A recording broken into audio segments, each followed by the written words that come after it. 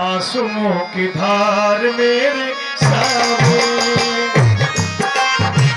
सुन ले पुकार आई आज तेरे द्वार लेके, आंसुओं की धार मेरे सामने।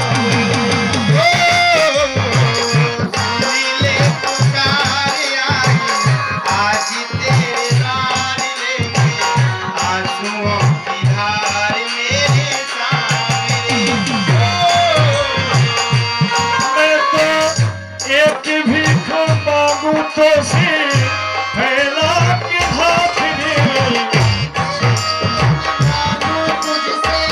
फैला के हाथ रे, सुन ले पुकार आई आज तेरे द्वार लेके, आंसुओं की धार मेरे सामने। नीले पुकार आई आज तेरे द्वार लेके, आंसुओं की धार मेरे सामने।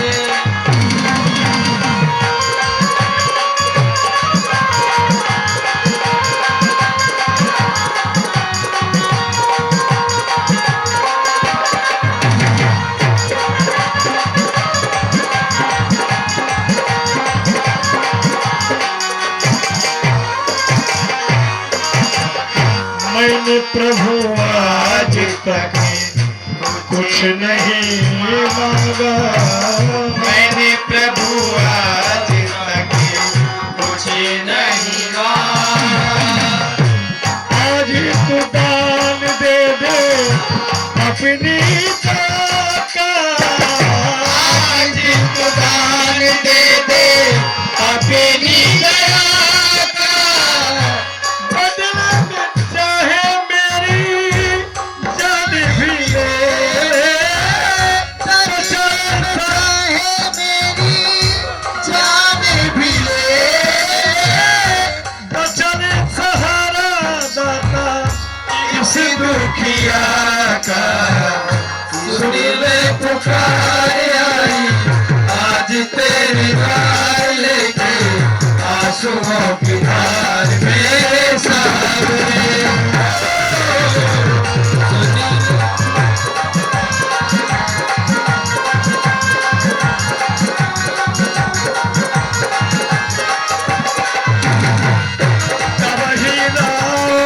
प्रिय नारी बुलाई कौशल्या भी कहाँ चली आई।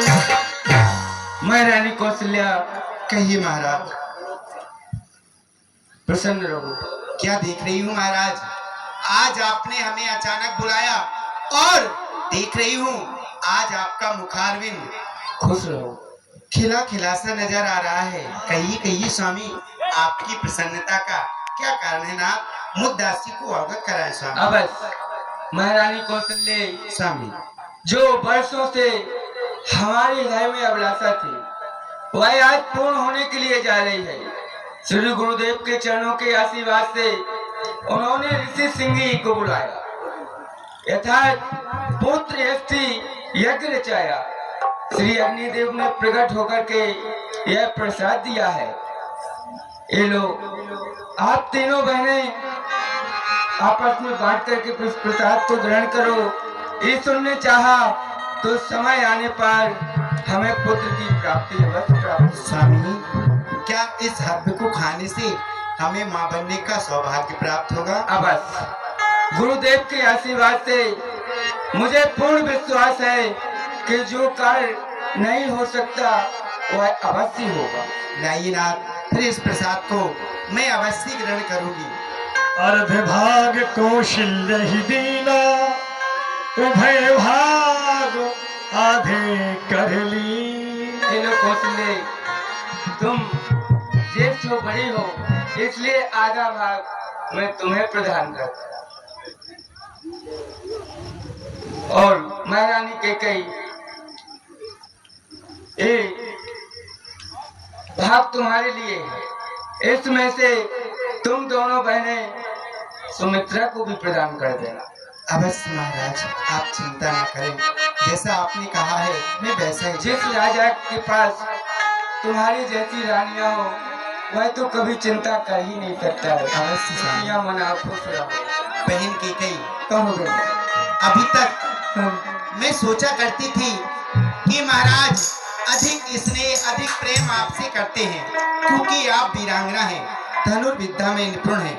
मगर आज महाराज ने मुझे पहले हव्य देकर ये सिद्ध कर दिया, प्रथम परिणित होने वाली नारी को ही अर्धांगिनी कहलाने का अधिकार प्राप्त होता है। फिर चाहे व्यक्ति भले ही चाहे जितने विवाह करा ले, पर जिस नारी का प्रथम विवाह होता है उस नारी को ही अर्धांगिनी कहलाने का अधिकार प्राप्त होता है। इसलिए महाराज ने बिना सोचे समझे मुझे आधा भाग प्रदान किया, फिर आधे में से आधा आपको। जो शेष भाग थे पुनः महाराज ने एक भाग आपको दे दिया और एक भाग मुझे। देखो बेचारी कितनी उदास खड़ी है, सोच रही है क्या मुझे मां बनने का सौभाग्य प्राप्त नहीं होगा। तो बहन अब आपका और हमारा कर्तव्य बनता है, हम भले ही एक एक पुत्र की मां बने, हमारी बहन सुमित्रा को 2 पुत्रों की मां बनना चाहिए। क्योंकि बहन जो मेरे दिए हुए हव्य से पुत्र पैदा होगा वो मेरे पुत्र का सेवक बनेगा, जो आपके दिए हुए हव्य से पुत्र पैदा होगा वो आपके पुत्र का सेवक बनेगा। तो आओ बहन हम अपनी बहन सुमित्रा को प्रसन्न करें। सत्य कह रही हो बहन। आओ, इतनी उदास क्यों कर रही हो?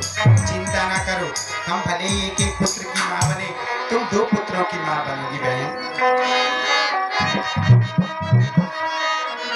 आओ बहन क्यों ना हम ऐसी शुभ घड़ी में अपने गुरु